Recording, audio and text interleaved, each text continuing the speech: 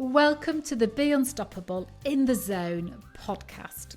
My name's Lisa Clifford and I'm your host. Be Unstoppable for me is all about helping you unlock your incredible human potential and for you to access your mind in a way that it works for you. And that's why I became an empowerment and firewalking instructor, running events where people participate in a way that reveals to them who they truly are without a shadow of a doubt, and therefore enabling people, you, to live the life that you want without any limitation. In the Zone is all about me having a conversation with somebody that is free-flowing and we just see where it goes. But we set off with an intention and we're in the zone chatting. And I've created it in this style so that you feel that you want to chip in at any moment and comment and share your perspective, your thoughts, your ideas, your experiences. And of course you can email me and you can also comment on the link.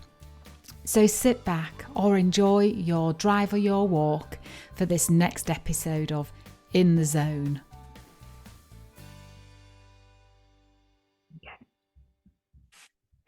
So welcome, lovely ones, to this episode of In the Zone, and I am with the most lovely lady. You'll be in love with her when you finish listening to her, and during, not just at the end. And we have lovely Jen Grange, and Jen lives in Cumbria, and she's already just said to me this morning she's been for a run up to Cat Bells. I mean, I was happy to get down the stairs this morning, not trip over the dog, and be ready for our podcast. But Jen, welcome, darling. And can you just share a little bit about what your passion and your passion and your business are the same, aren't they? In fact, you've fueled a business out of your passion. So can you just share a little bit about what that is so people have some context around some of the stuff we're going to be chatting about today? Yeah, absolutely. So my business is called Lakeland Wellbeing, and it's all about connecting people with nature for their health and well-being. So it's about really embracing the beauty of the landscape and the spiritual aspect of the landscape as well, to bring about healing, to bring about transformation. So I do a lot of outdoor work, including forest bathing, outdoor meditating. I run full moon women's circles and cacao ceremonies, all following the wheel of the year and the seasons and the cycles of nature. So when you say, I know forest bathing, something I've heard you talk about a lot, but when you say forest bathing, I have to admit, I did think, and it could still be this, but the image in my mind, and I don't know if everybody else thinks this as well, is lying naked on the ground. If you want to do it naked, no, she's not saying no straight away, people. Let's say if you want to do it naked, that's fine. I'm perfectly okay with that. But normally, what does a session look like? So forest bathing is a beautiful, mindful walk through the forest with no particular purpose or destination.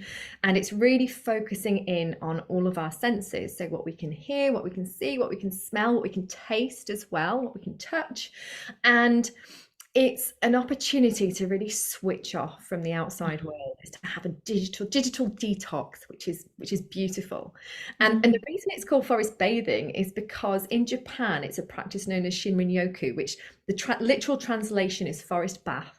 So that's why it's a little bit weird. But it's a bit more like sunbathing. It's a bit like bathing in the atmosphere of the forest and just absorbing all that wonderful goodness in the air and from the trees, etc.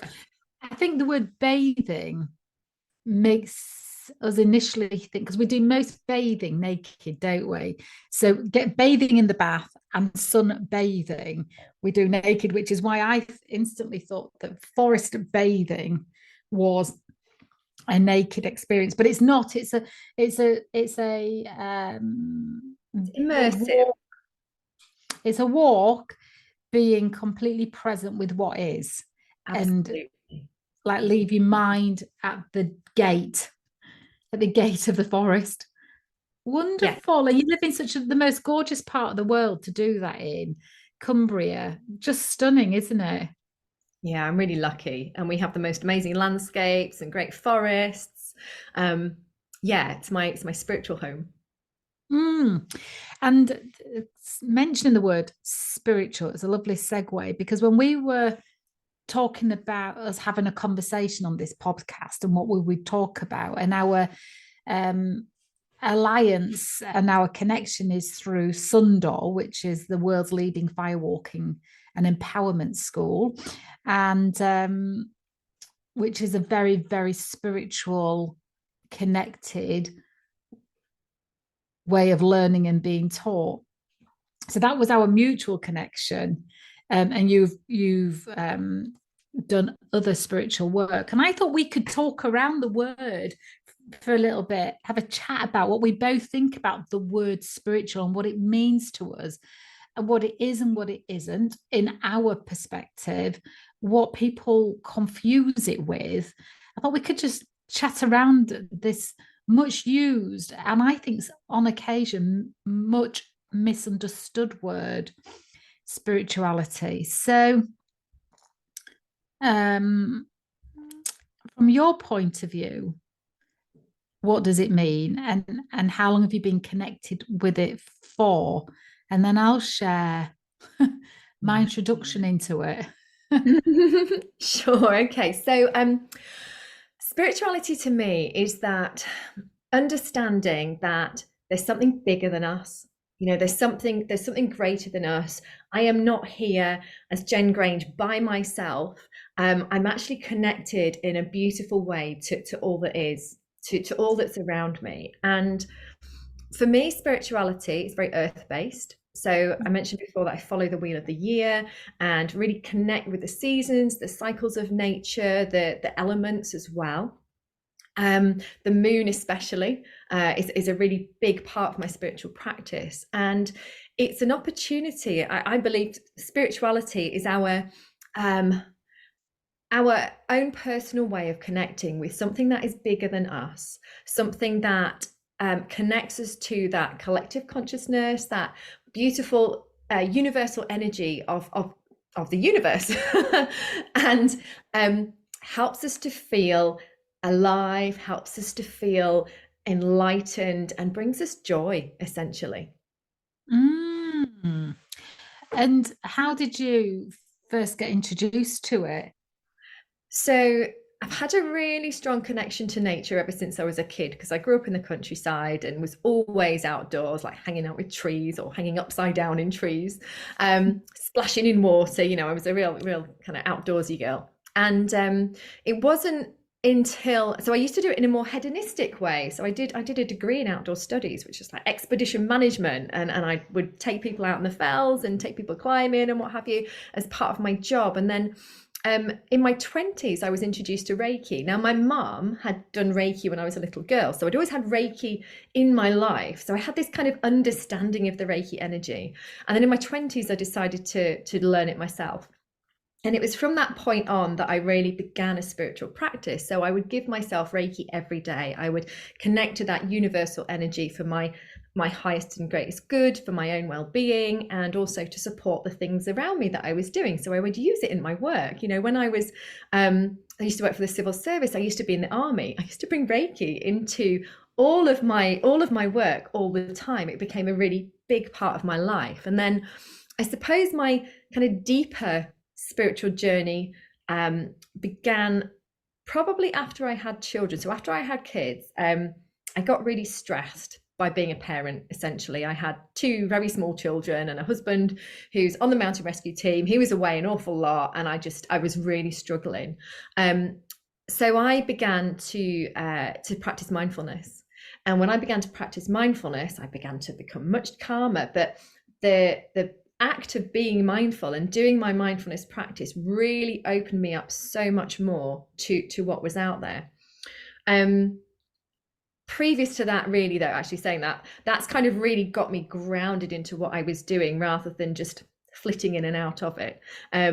However, I'd done my Reiki master training, and that opened up things to a whole different level as well. But I won't bore you with the timeline, but essentially I have my Reiki practice, I have my meditation practice, which is really important because it's so important to know who you are, what you are, and what are you picking up around you as well. I'm also a shamanic practitioner. I have a really strong practice. I journey with my spirit animals, my spirit guides to give me the guidance and healing that I need. And yeah, lots of different other techniques that I bring into my personal practice. Mm. And for me, I would never have said that I was a spiritual person, and certainly would never have said, That's your dog. Lexi, hey Lou. Oh. Trying to keep a professional setup here. And I would never have said that I was religious either. And then when I trained to be a firewalking instructor in 2008 with Peggy, as we know, that training is very spiritual because and it is what we move through. Actually, it's what moves through us, not what we move through, but what moves through us. But I remember first meeting Peggy and being on the training. I thought Peggy was amazing, but it was a million miles away from the training I thought in my mind. Not that Peggy said it was going to be a different way to the way that it was, but I had a preconceived idea that it would be like sitting at desks like at school and learning how to build fires. It was all the how stuff, that really getting caught up in. You're going to learn how to practically do something. And the training with Peggy was a journey of heart opening and blessings and spiritual practice, that then I went on to do a lot more training with her. But I have to say, in the first 5 days, I was so out of my comfort zone. The fire was the least of my discomfort, and I was uncomfortable with that too, because we're learning something new. It's just not. But the spirituality side of doing the healing work on myself and becoming a vehicle and a vessel for transformation for others was so alien and so unfamiliar and so different to anything I'd ever had, that I found that the biggest adjustment on the training, and actually the biggest blessing of my life. And so for me, what spirituality is moving everything through my heart. And so trying to tread this walk of life as kindly and cleanly as possible. And what I mean about kindly and cleanly is recognizing what's my stuff to heal and what's not mine to heal as well. And making sure that when I'm interacting with people or connecting with people or being around people, that it's as clean as possible and not messy and not projecting and not proving, defending, just being as gentle as I can, as well as being a human being, and also being as loving as I can. But that does not mean over affectionate. Loving doesn't mean being over affectionate. So for me, spirituality is about, and I take it into the businesses, and it's not about talking about God or spirituality. It's about wanting to make a genuine difference to the people that are there and helping them see that there's more to what's possible than what we can currently see and what we currently know how to do.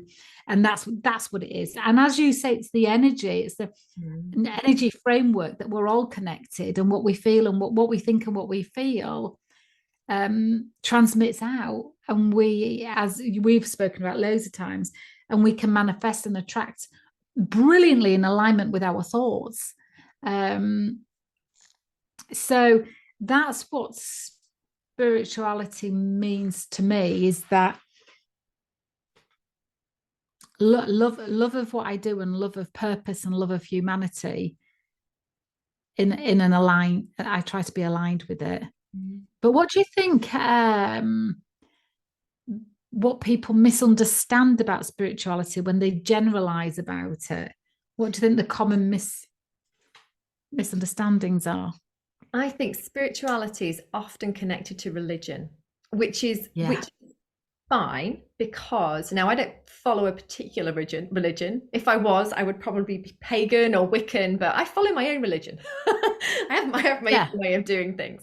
Um, yeah, but I think that quite often people do relate it to spirituality and therefore, sorry, to religion, and then get a little bit yeah. turned off by it and a bit like, oh, it's not for me, or it's too deep and a bit too personal, and then sometimes people are fearful of stepping into that space because it's the unknown, and because it isn't very clearly defined. I think that's also why people struggle a little bit with, oh, that person's a spiritual person. What does that mean? How do I connect with that person then? So I think often the barrier to it is just that not knowing.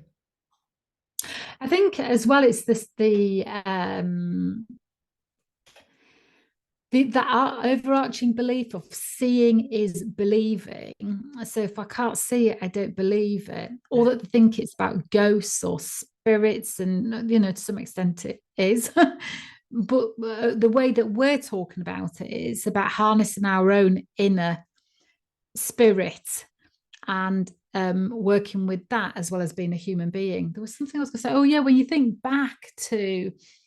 um, when you think back to medieval days, thousands of years, if a woman spoke about spirituality, she was condemned for it, wasn't she? Oh, yeah, don't get me started on this. So that's a bit of a thing for me.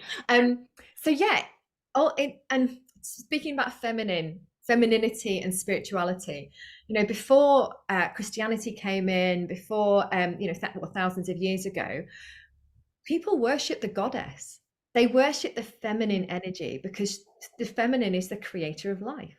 And we're so intrinsically connected to Mother Earth and to the divine feminine that in many of the ancient sites, any of the like little statuettes or effigies of religious evidence have been in the female form. So there's the Orkney Mm-hmm. Venus, there's the one from Malta, and we know that this is how it was, but unfortunately, for many reasons, which could be a whole nother podcast, those those women who were those priestesses who were holding their power were feared because of their power. And so throughout the ages, and if we go back to the burning times, the witch hunts, women have been suppressed to not feel safe to step into their power. So we've gone on a little bit of a tangent there, but No, but there was something else though as well, which was madness. Women were accused of being mad because when they had visions, and as you've said earlier, you do shamanic journeying. Um, if a woman spoke about that experience back in the day, she'd be considered mad and would be put in a institution. yeah, absolutely. And there was a real fear about it in the past, and I think this is again where some of the blockages to this come in that we used to be so much more connected. We used to be plugged into the earth energies. If you think of all the ancient sites, the stone circles, those places of meeting where the energy lines cross were really, really important.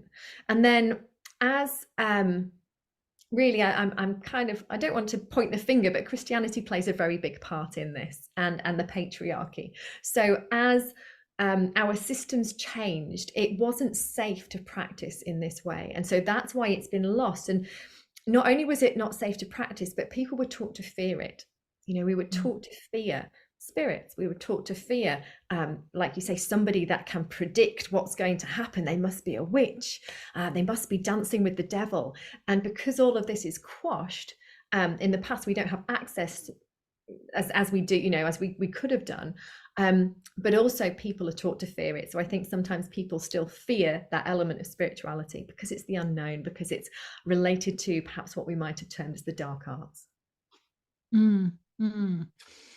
And I guess just like we've got something else to talk about as well, but we're just with this for a moment. You mentioned, and it's something that we all do, being able to predict the future, and we all do it all the time. Not all the time.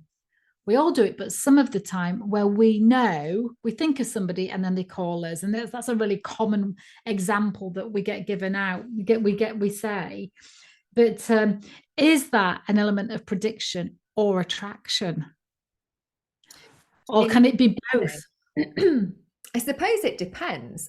People have different skills, don't they? So some people are very psychic and are able to see what's going to happen in the future.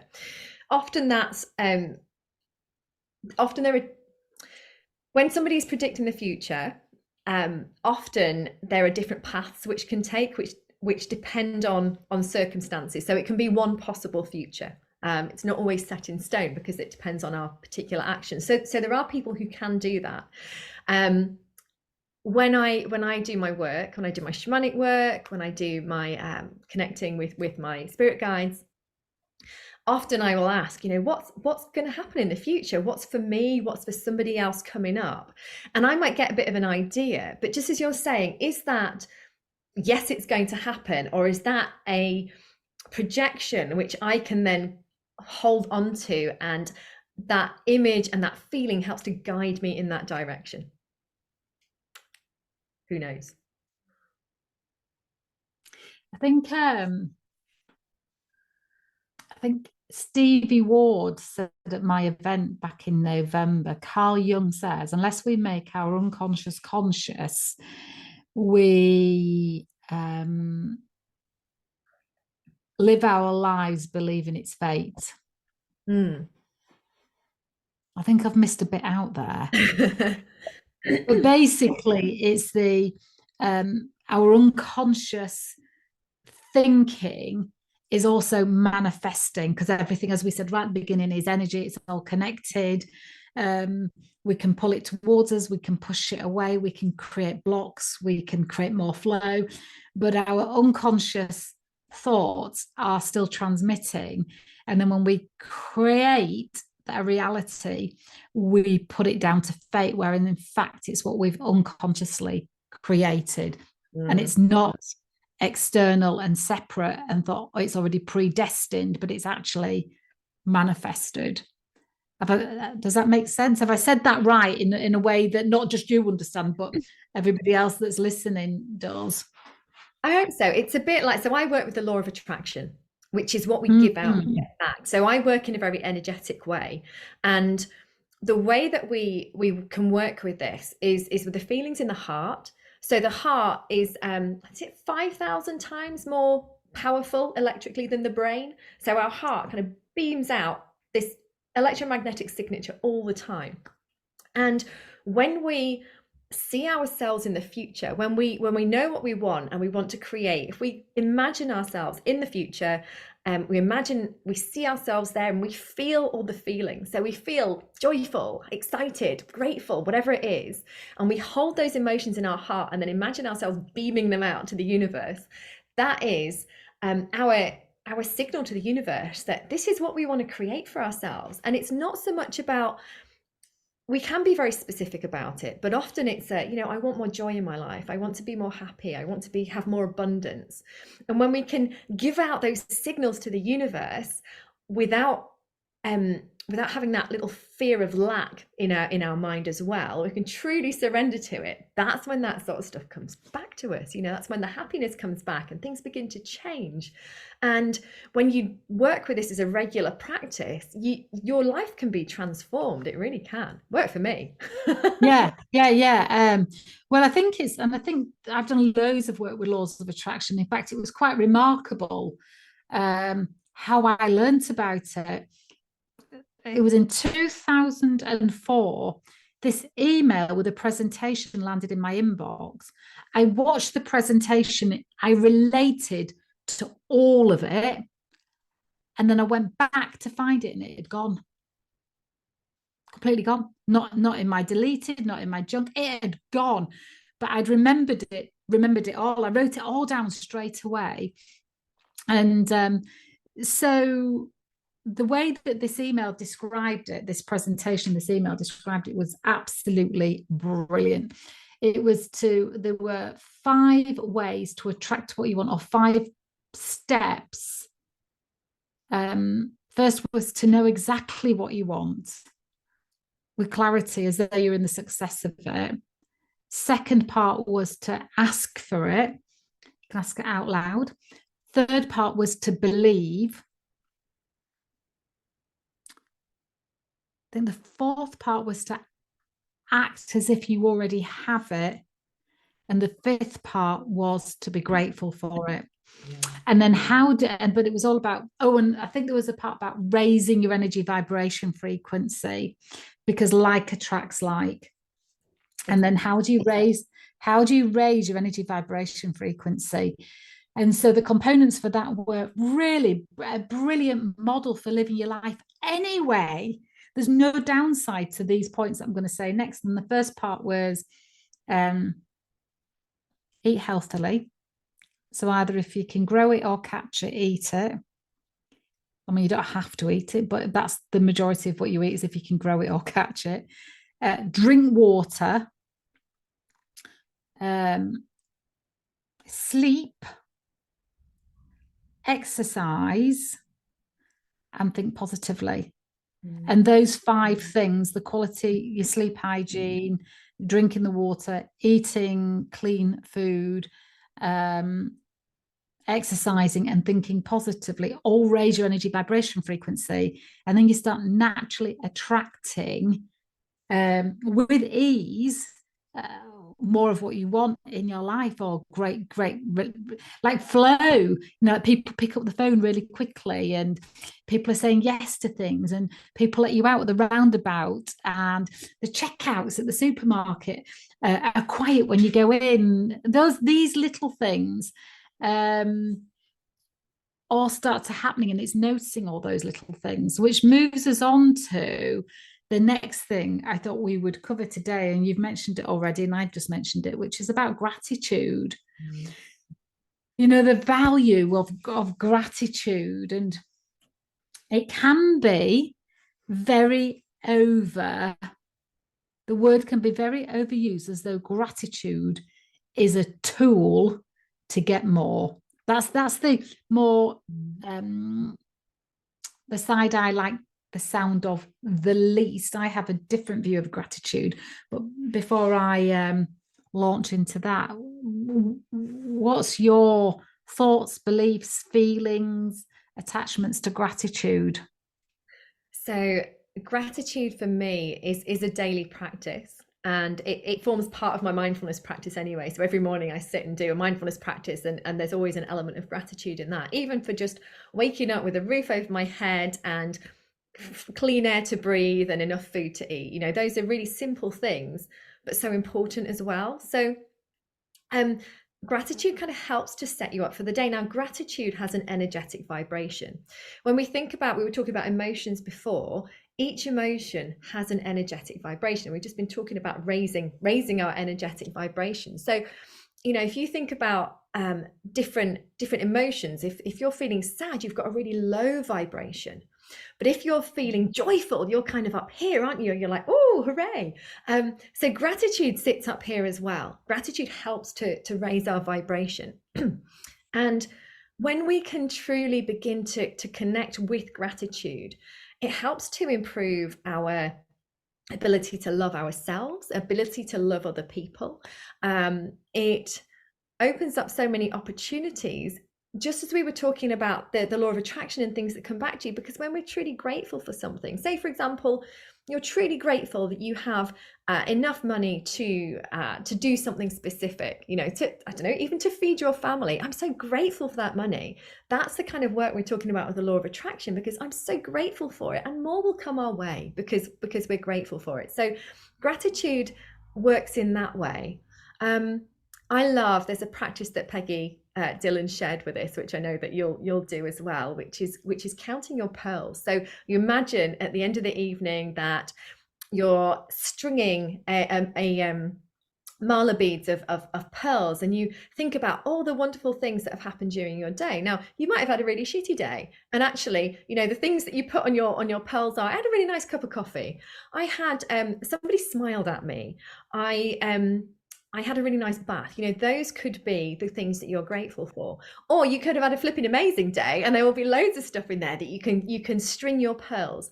But what's really important is, if you can go to sleep having those beautiful feelings of gratitude and holding them with your heart, then when you wake up, you're in a totally different space. You're in a really good space to then have that continuation of that energy, high energy and beautiful positive energy, which you can then share with the world. Because if you're in a good space, the people around you benefit from your energy, and then they pick up on that, and then they beam that energy out to other people. So it's this beautiful ripple effect.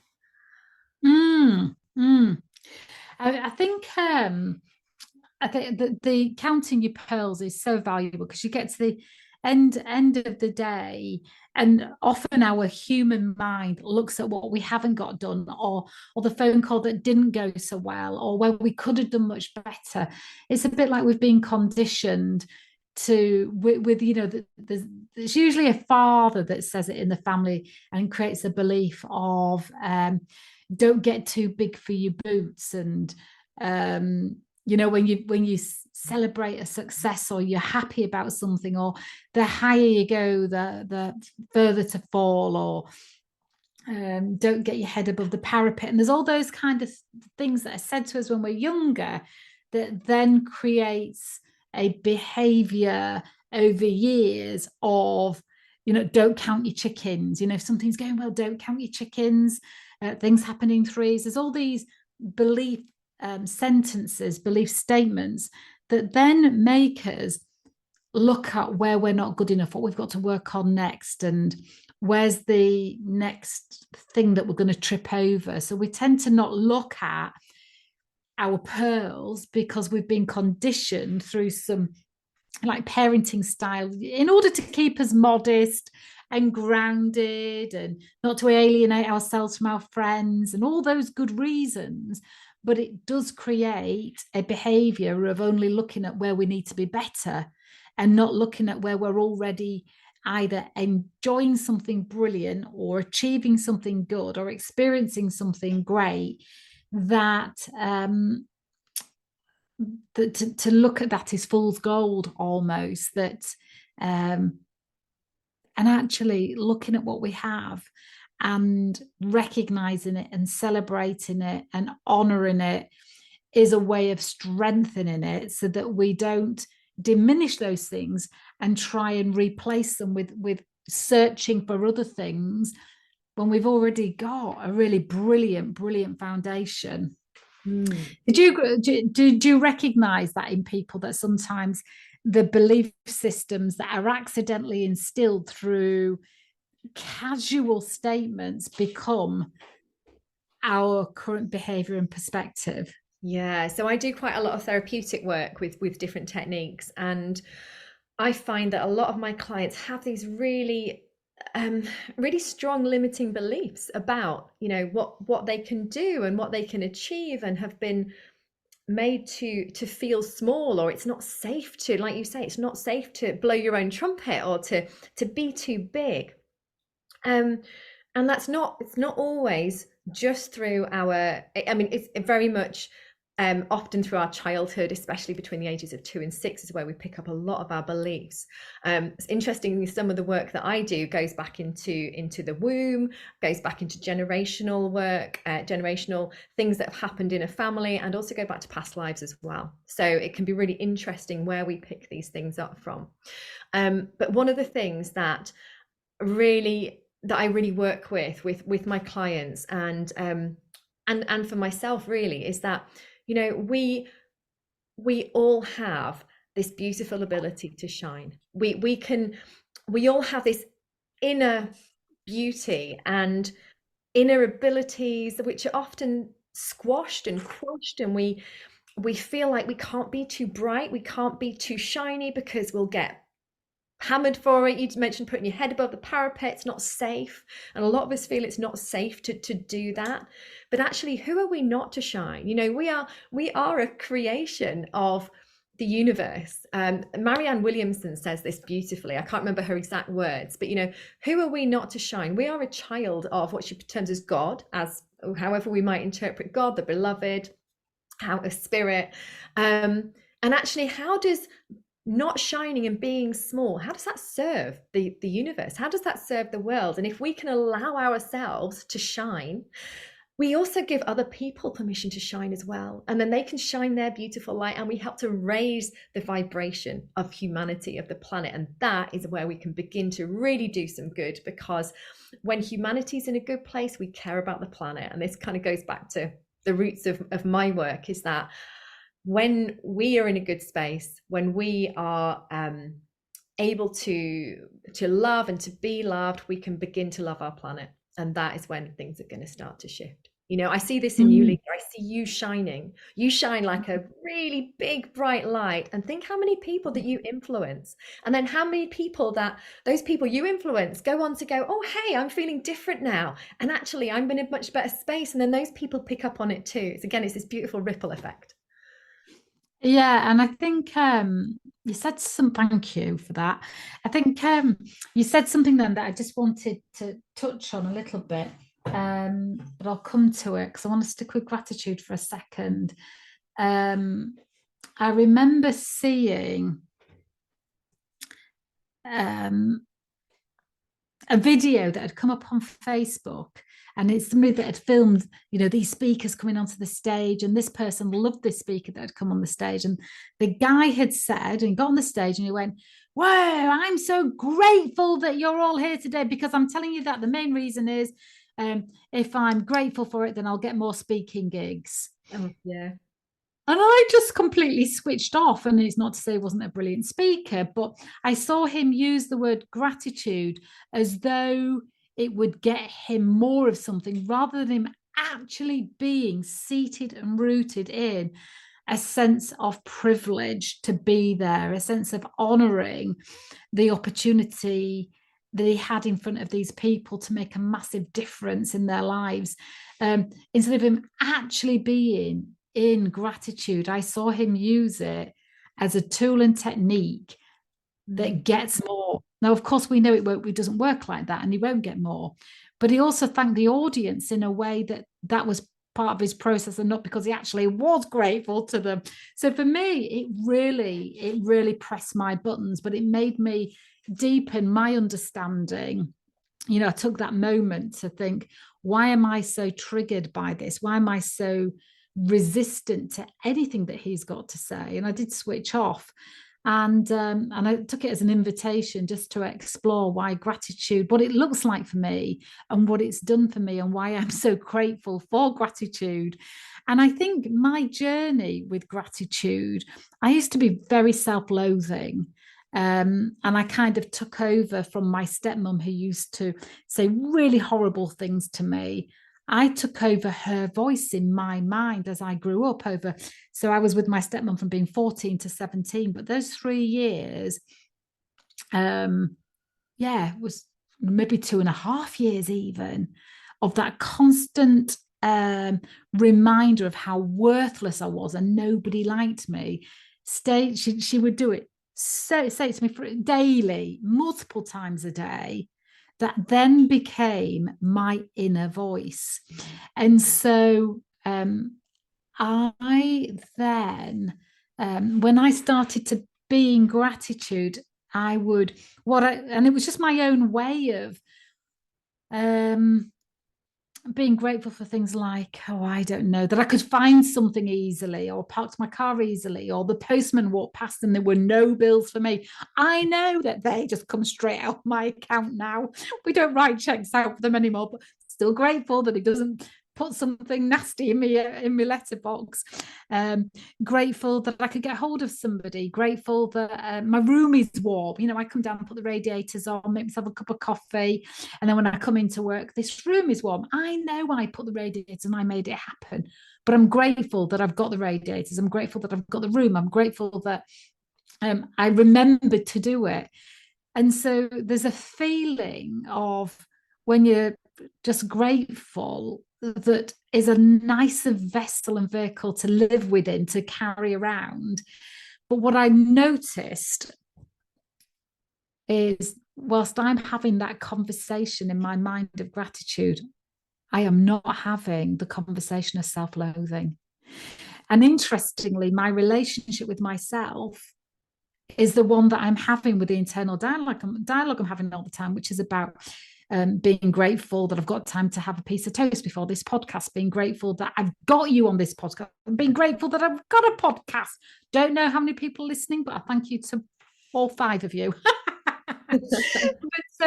But if that commentary is going on in my mind of looking for the good things, and I have a good feeling, and I don't have the old conversations in my mind of worthlessness and lack of value, and you're going to make this mistake, you're going to get that wrong, that person probably doesn't like you, Lisa, or any of those things. There isn't the space for both. And so for me, gratitude has actually softened my heart, soothed my soul, and made the space that I think and believe from and hope from a much more inspirational and light and empowered place to grow within and from. So I think that's why I was triggered by this young man's crass use of I'm grateful because I'll get more speaking gigs. Because I think gratitude has been such a soothing gift to me that had a massive secondary gain of perhaps I might have more experiences that I really enjoy being in. So does that make sense? Absolutely. Yeah, definitely. He's not being authentic about it, is he? In terms of it's what I would perhaps call spiritual bypassing. He's passing on the good things that we can do, yet he wasn't necessarily embodying it himself in a yes, exactly. Now I think that we're going to save it for a second podcast, because I think I'd like to do a whole podcast on it. So you're hearing this first. Jen's got no clue what I'm roping her into right now. She's smiling and nodding, and if you're watching this on YouTube, you'll see for yourself. I speak the truth, I do. But on the podcast, you won't see this beaming smile back at me, up for whatever I'm going to say. But you mentioned there about, we won't cover it today, but we'll cover it another day. What happens when you're in the womb? Because I love this conversation, but I don't want to dip into it now because I think it needs its own context. It needs setting up, it needs exploring, it needs discussing. So would you be up for coming back, and we'll have a part 2 to this, Jen, and us talking about how what happens in the womb affects us when we've been in the womb, and not only us but our children? Yeah definitely would love to do Brilliant. that. Fascinating thing to explore. Brilliant. Thank you so much, darling. Well, thank you so much for this great conversation. It's about spirituality, about forest braving. Actually, we've just invented a new workshop there, forest braving. I've been through some forests where I've needed to be brave, I can say. But forest bathing, shamanism, you bring in Reiki into the army and the corporate world. We need to know more about that. But thank you for sharing all your wisdom, love and light today, Jen. I really appreciate it. Oh, you're welcome. Thank you for inviting me. It's been lovely to chat.